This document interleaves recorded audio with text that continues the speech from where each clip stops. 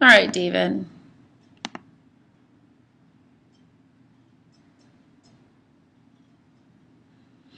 Beautiful. Nice long underwater. Stroke looks really nice and long. Head position is great. I love how still your head is. That looks really, really good. It looks like you cross over just a teeny bit, but only on that first stroke.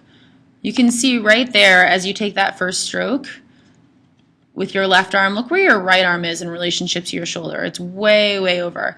Make sure it's not quite so far over so you can really get that first stroke. Rotation looks good. Make sure your hips are rotating in line at the same time as your shoulders. Recovery looks really nice, nice and long and relaxed. Head position looks like it could be just a little bit further back. Just press that head back. See if you can get those hips up a bit. We're going to switch over to the underwater camera.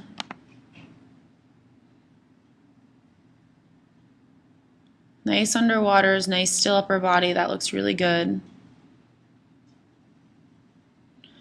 Yeah, and you can definitely see that you're going to want to push your head back because you can see that your body line is not all in that cylinder that we talked about. You want to make sure that your head is back, and that's going to help lift up your hips and keep your feet closer to the surface of the water. Right now, because of your head position and because of the way your body is built, you can see as you go by the camera, head is here, and then it goes very downhill to get to your feet. You want to remember everything should be in that cylinder that we talked about. And so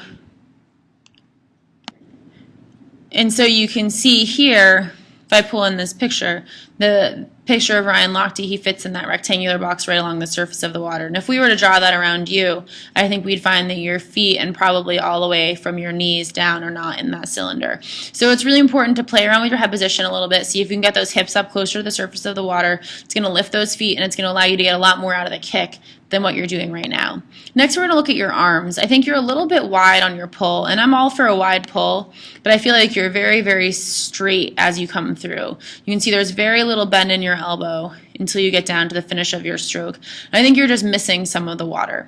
The drill that I like to do for that is the grown-up corkscrew drill, where you do 3 strokes freestyle, 2 strokes backstroke.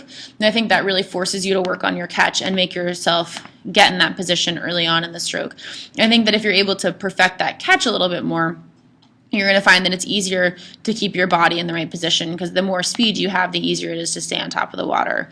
And we're just going to pull in this video of Ryan Lochte because I think it shows very well kind of what we're looking for in terms of positioning. So you can see here nice tight kicks as he comes off the wall, starting from the chest line going down. And you can see nice still head, really, really smooth and relaxed. And then if we pop forward a little bit, you can see the pull that he's taking underwater.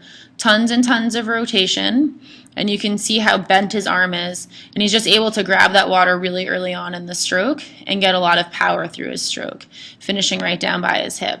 So I think if you can work on incorporating some more of that rotation and making sure that you're really getting that water and really holding on to it up top of your stroke, you're going to see some big improvement in your backstroke.